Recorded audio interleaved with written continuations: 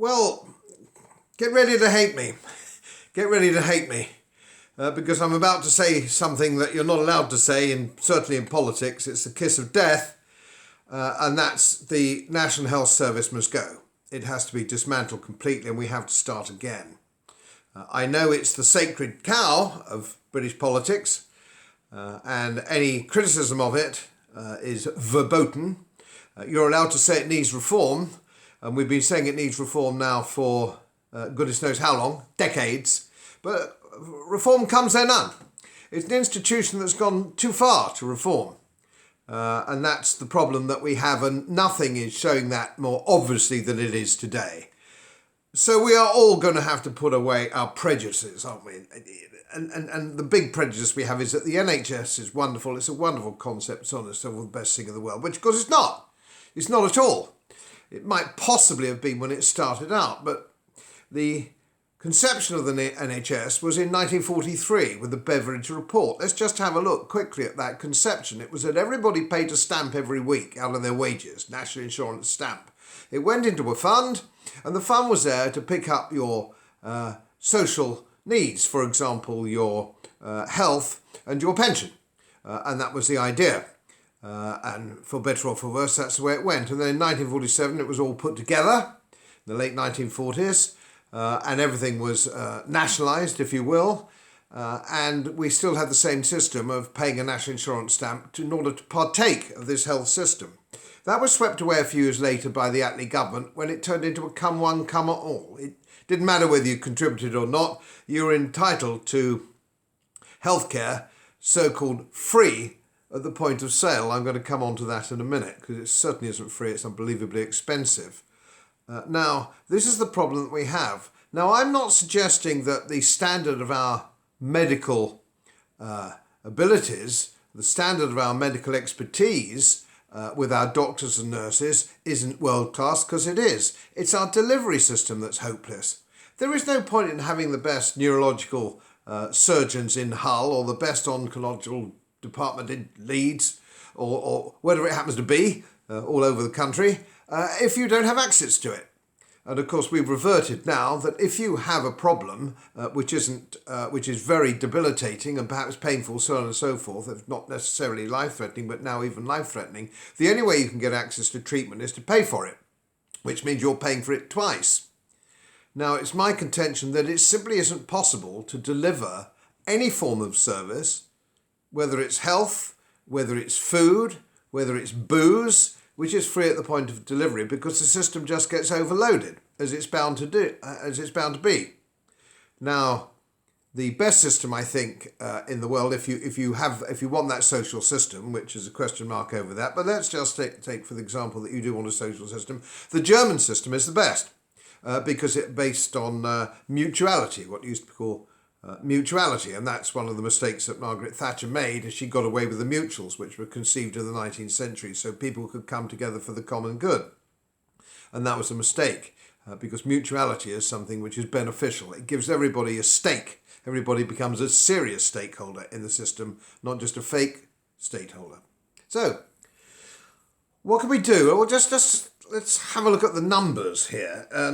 I've done this before, I think, a little bit, but let me just talk about the numbers. The total budget for the NHS is £136 billion a year, all right? So don't tell me it's short of money, all right? Stop right there. The NHS isn't short of money. It's got plenty of money. The problem is that they squander it. 32% of the public sector work in the National Health Service. They're not short of people. So they're not short of money, and they're not short of people. The trouble is, out of the 1.4 million people who work for the National Health Service, 600,000 are non-clinical. So that means 600,000 people in the NHS aren't doctors or nurses or radiographers or physiotherapists, the people who actually treat parents. There are 600,000 of them who are in some form of administration. Now, I know that there needs to be administration. I know there needs to be some mechanical input, and I know that it needs to be cleaned, and so on and so forth. However, It is absolutely ludicrous that nearly half the people in the NHS are not medical staff. This simply can't happen in France or Germany. It simply doesn't happen. They couldn't possibly afford it. They couldn't afford to squander money on that basis. Let's just have a look at how much money that is per capita, per head. Now you have to look at the population of the country and how much that is for the budget. Divide the number of people in the country into the NHS budget. Now, in order to get an accurate figure here, you can only divide the number of wealth-creating taxpayers into the system. There's no point in counting everybody because you've got to count the people who actually contribute. And the only people who actually contribute are people in the wealth-creating sector. The butcher, the baker, the candlestick maker, so on and so forth. These people, the cab driver, and all those sort of people. They're actual wealth-creating. Not people who work in the state sector. No matter how worthy they may be, they don't contribute to the wealth of the country. So consequently, the burden, the financial burden on the National Health Service is placed on the wealth-creating sector. Now that works out, and I've done my homework, and I've only used government statistics, at £5,230 per taxpayer in the wealth-creating sector per annum. 5,200, that's for everybody, all right? That's for millions of people. That's plenty of money, isn't it? That's plenty of money. Because people in between, or children in between, say 5 or 6 and 50, let's say, most people aren't a drain on the NHS. So they might pop into the doctor occasionally for whatever it happens to be. But not really a drain on the NHS per se. So it isn't short of money, the NHS. It's short of focus. And it was never the idea that the NHS was supposed to be constructed in this way, a come one all service, and it doesn't really matter. It just wasn't even designed for that. So it was designed in 1943, it was implemented in 1947. You have to ask yourself a question, if you are still desperately in favour of the NHS, or you'll probably concede that it needs reform. Do you drive a 1947 car? Do you drive a 1947 motorcycle? Do you use a 1947 telephone? Do you watch a 1947 TV set? Of course you don't. Of course you don't. So what we have is an anachronism with the NHS. It's simply out of date. It's simply out of date.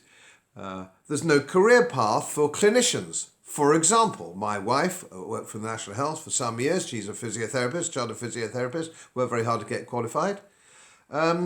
She got to supervisor at the local hospital, a lot of experience.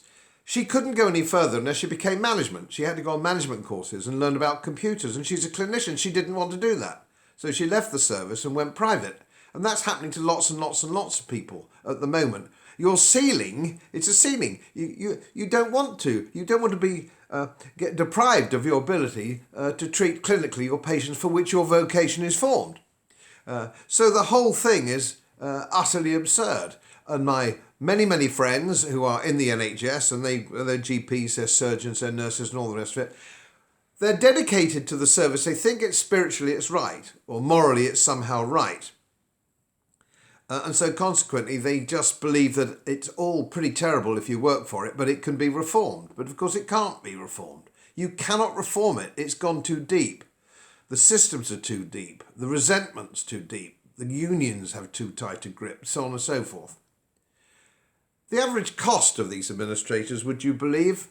There are 300 administrators earning $250,000 a year plus, with a very good pension scheme. That can't be right, can it? That can't be right. We don't want all these people, 300 of them, on these monster salaries. We need MRI scanners. We need theatre nurses, radiographers. We need people who actually treat people. And the reason the German system is so much better is because they've also sort of semi-built it, if you will, on the beverage system. You pay in and you can take out. If you don't pay in, you can't take out. And so people have bought into the ownership, and they have a system of competition. And it's the same in France and Belgium, believe it. I've worked over there. If you don't have competition, if you just have a one a one system, a take it or leave it system, you see what you get. You saw the stores in the Soviet Union. There was nothing in the shops. You saw the motor cars they manufactured, the Trabant and the Lada. They were absolutely hopeless because there was no competition. And across the border in Germany, with pretty much the same sort of people, they produce BMWs and Mercedes. You have to have competition. Imagine what it would be like if you could only shop at Tesco. There was only Tesco. It wouldn't be very good. The reason Tesco is good and competitive and well priced and so on and so forth is because if it isn't, you cross the road to Lidl or Sainsbury or Waitrose or Morrison's. Without competition, the whole system collapses. And before you throw your hands in the air and say, oh, it's different for health, it isn't different for health. It's a service. Your health is a service. If you want to be seen reasonably soon, reasonably quickly, reasonably efficiently, we're going to have to change the system. It's not fair that people have paid tax all their lives now are having to go private, like a lot of my friends, and indeed me. It just isn't right. So let's dismantle it, start again, from the floor up. Gonna have to do it sooner or later. Well, greetings to you. As you know, social media was a wonderful invention so that we could all communicate with each other and share our views and share views that aren't necessarily in line with the establishment, the global establishment, which is run mainly by banks and big pharma. So I've been doing my best to do that, but I am increasingly being shadow banned or taken down, and so are many others. So beware of that, and I will be tagging anything I do in the future with various sources and various channels so that you will know, well, I've been censored from this, but I've been censored, but you can find it somewhere else. So the whole thing can continue. And I think some of these new channels, which aren't owned by the establishment or influenced by the establishment, banks and big pharma and all the rest, you'll be able to follow the facts. And that doesn't mean fact checkers, of course, which are owned by the establishment. So I just thought I'd give you the heads up on that. And thank you for your sponsorship and your support. I thank you for it. Without you and the information that sometimes you people send me, I couldn't continue. Thank you again. As most of you know, my work is very heavily independently research based. And I get my information from all over the world. It would help if you press the subscribe button and the little bell next to it, because the more subscribers I have, the more likely it is that international independent research institutes will share their material with me. It's most helpful, and then of course I automatically share it with you. So surprise, won't cost you anything. Thank you very much.